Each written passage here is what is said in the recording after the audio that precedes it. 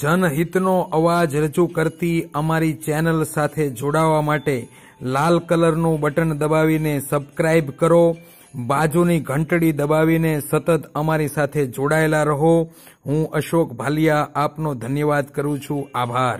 કોળી સમાજના તમામ આગેવાનો અહીંયા કલેક્ટરશ્રીને આવેદનપત્ર આપવા માટે અને રજૂઆત કરવા માટે આવ્યા છીએ, જેમાં ગત 1 તારીખે ભાવનગર જિલ્લાના મહુવા તાલુકામાં પોલીસ દ્વારા ખેડૂતો ઉપર જે અમાનુષી અત્યાચાર કરવામાં આવ્યો છે, જેમાં કોળી સમાજના 92 જેટલા લોકો આજે પણ જેલમાં છે। 7 દિવસ થયા છતાં એમને છોડવામાં આવ્યા નથી, જેમાં 75 થી 80 વર્ષની વૃદ્ધ માતાઓ બહેનોને પણ જેલમાં પૂરી દેવામાં આવ્યા છે।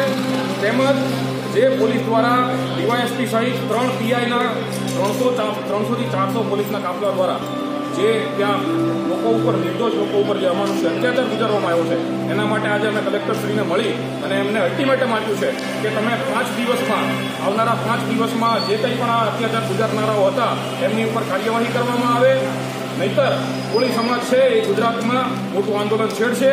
જે રીતે 25 ઓગસ્ટે જીએમડીસીના ગ્રાઉન્ડ ઉપર જનરલ ડાયરના આદેશ દ્વારા પાટીદારો ઉપર લાઠીચાર્જ થયો હતો, એવી જ રીતે એ જ જનરલ ડાયરના આદેશ દ્વારા આજે કોળી સમાજ ઉપર આવા અત્યાચારો થયા છે, એને હવે કોળી સમાજ સાથી લેવાનો નથી અને જો કોઈ પગલાં લેવામાં નહીં આવે તો આવનારા સમયમાં અમે ઉગ્ર આંદોલન કરીશું અને ગુજરાતના ખૂણે ખૂણે આ આંદોલનને પહોંચાડીશું।